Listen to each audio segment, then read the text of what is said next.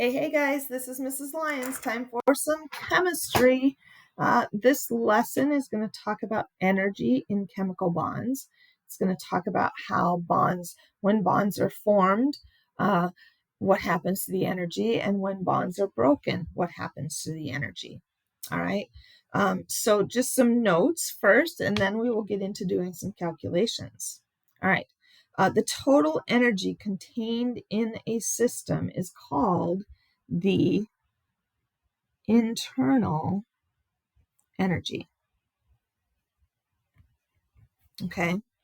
The change in energy is the difference between the heat absorbed and the heat released from a system to its surroundings. Okay. To account for heat flow in such systems, chemists and scientists use this quantity called enthalpy, which we've been talking about for a couple of days. All right. And the change in enthalpy, that's what we've been talking about on our diagrams.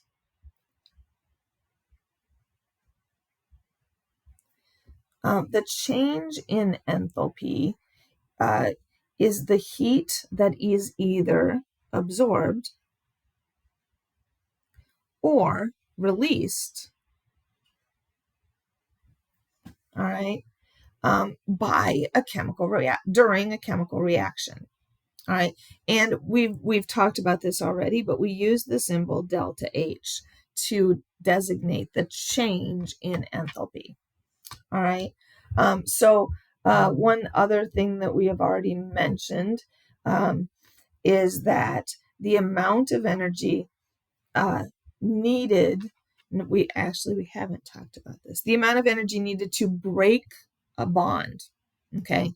So let's say we're going to use 1 mole of substance. All right. So the energy required to break the bonds in 1 mole of substance is called bond. Guess what? Bond enthalpy. All right. Energy is absorbed from the surroundings when a bond is breaking, and energy is released into the surroundings when a bond is formed. Now, the way that I remember this, I think about bond breaking. Okay, so let's say I have a fluorine-fluorine bond. Okay, and in order for this fluorine to react with something else and form another compound, this bond between the two fluorines has to be broken. Okay, so I kind of think of it, I use the analogy, if you've got a kind of a junky old car and you're driving down a gravel road, okay, and the nuts and bolts on your tire get looser and looser as you rattle down this bumpy road, and it shakes and it shakes and it shakes, and eventually, if you drive far enough and it shakes enough, your tire will fall off. Okay, that's because the energy of the shaking from the bumpy road made that bond unstable and made it break. So when we're talking about bond enthalpy, to break a bond, we need to put energy in. And that energy is going to make that bond shake. Okay, it's going to make those molecules move faster.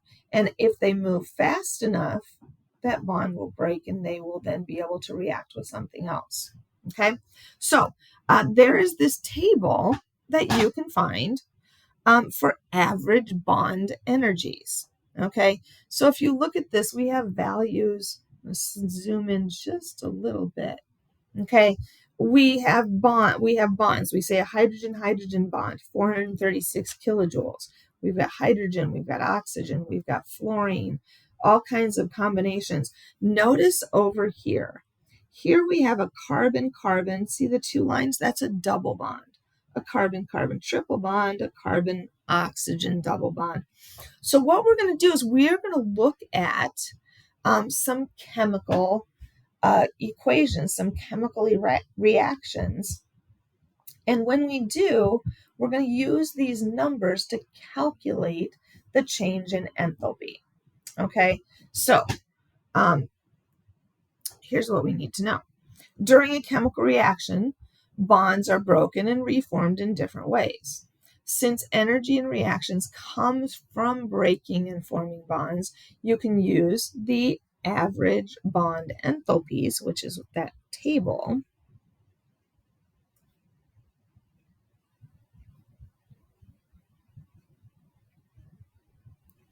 Okay, to estimate the total change or delta H for the reaction. This is called we've said this before, the change in enthalpy, or delta H. All right.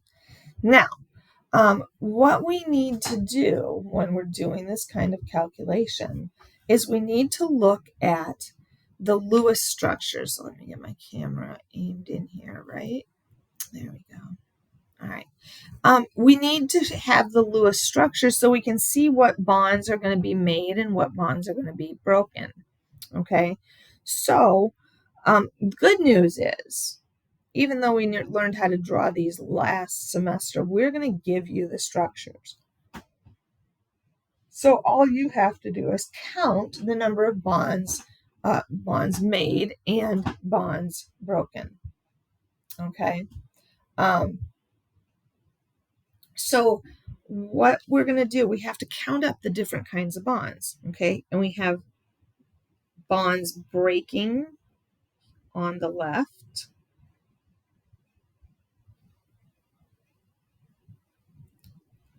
and bonds forming on the right.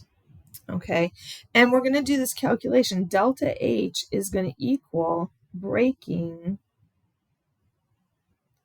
minus making. Okay, so we need to count bonds. So in this, on the reactant side, I have a hydrogen-oxygen bond. And if you look, I have 1, 2, 3, 4 hydrogen-oxygen bonds.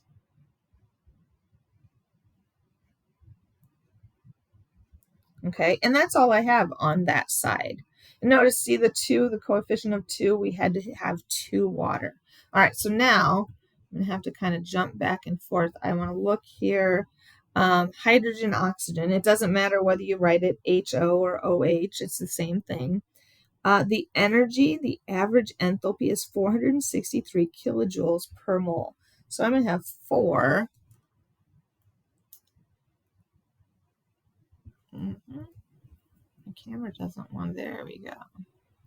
I'm going to have 4 times, what did I say? 463 kilojoules. All right, so let me get my phone out, my calculator. So 4 times 463 is 1,852. Let's slide this up. All right, 1,852 kilojoules per mole. Okay, now on the other side of the reaction, let's count what I've got. I have hydrogen-hydrogen bonds now. So I have 2 HH bonds. Okay, and I have 1, okay, this is a double bond, but it counts as 1 OO double bond. Okay, so now if I can look, can I see what I've got? Hydrogen is all the way up here. We can almost see it. Hydrogen is 436. So I'm going to have 2 times 436. And then oxygen double bond is over here, 495. So we've got 1 times 495. Okay, so let's do some math. 2 times 436 equals 872. And then we've got 1 times 495 is just 495. If we add those together, we get 1,367 kilojoules. Okay, now remember we said delta H is breaking minus making. So we need to take our breaking and subtract our making. So 1852 minus 1367. 1852 minus 1367 is 485. So that's 485 kilojoules per mole. Okay, that's a positive number. Okay, so what that means is this was an endothermic process. Okay, so I'm just going to stop here with this one example. I'll make another video where I go over several more bond enthalpy calculations, but I hope this gets you started, and I hope you enjoy doing some math. Have a great day. I will see you in class. Take care of yourself.